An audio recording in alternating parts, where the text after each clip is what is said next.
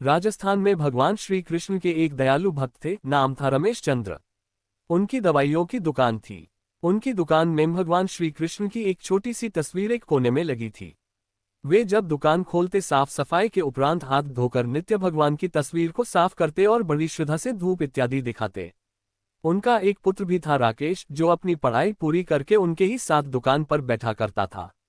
वह भी अपने पिता को ये सब करते हुए देखता। चूंकि वह नए जमाने का पढ़ा लिखा नवयुवक था, लिहाजा अपने पिता को समझाता कि पिताजी भगवान वगैरह कुछ नहीं होते, ये सब मन का वहम है।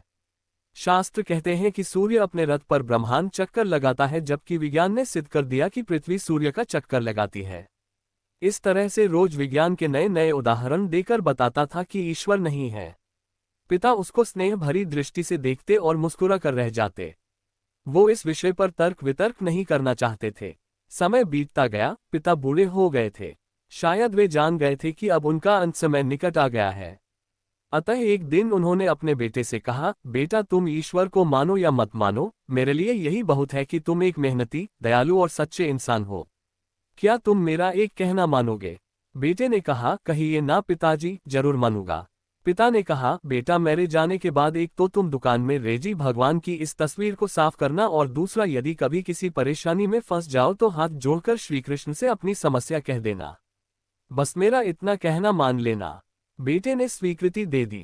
कुछ ही दिनों के बाद पिता का देहांत हो गया। समय गुजरता रहा। एक दिन बहुत तेज बारिश हो रही थी। राकेश दुकान में दिन भर बैठा रहा और ग्राहकी भी कम हुई। ऊपर से बिजली भी बहुत परेशान कर रही थी। तभी अचानक एक लड़का भीगता हुआ तेजी से आया और बोला, भैया ये दवाई चाहिए, मेरी माँ बहुत बीमार है। डॉक्टर ने कहा ये दवा तुरंत ही 4 चम्मच यदि पिला दी जाए तो ही माँ बच जाएगी। क्या ये दवाई आपके पास है? राकेश ने पर्चा देखकर तुरंत कहा, हाँ ये है। लड़का बहुत खुश हुआ और दवा लेकर चला गया। परंतु ये क्या, लड़के के जाने के थोड़ी ही देर बाद राकेश ने जैसे ही काउंटर पर निगाह मारी तो पसीने के मारे बुरा हाल था, क्योंकि अभी थोड़ी देर पहले ही एक ग्राहक चूहे मारने की दवाई की शीशी वापस करके गया था। राकेश ने शीशी काउंटर पर ही रखी रहने दी कि लाइट आने पर वापस सही जगह पर रख देगा।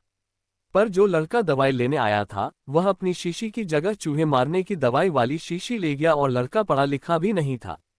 हे भगवान! अनायास ही राकेश के मुंह से निकला, ये तो अनर्थ हो गया। तभी उसे अपने पिता की बात याद आई और वह तुरंत हाथ जोड़कर भगवान कृष्ण की तस्वीर के आगे खड़ा हो गया और दुखी मन से प्रार्थना करने लगा कि, हे प्रभु, पिताजी कहते थे कि आप हैं। अगर आप सचमुच हैं, तो आज ये अनहोनी होने से बचा लो। एक माँ को उसके बेटे द्वारा जहर मत पीने दो प्रभु, मत पीने दो। भैया, पीछे से आवाज आई। कीचड़ की वजह से मैं फिसल गया था। दवा की शीशी भी फूट गई। कृपया आप एक दूसरी शीशी दे दीजिए। भगवान की मनमोहक मुस्कान से भरी तस्वीर को देखकर राकेश की आंखों से झरझर और आंसू बह निकले। उसके भीतर एक विश्वास जाग गया कि कोई तो है जो सृष्टि चला रहा है। जिसे कोई खुदा कहता है तो कोई ईश्वर।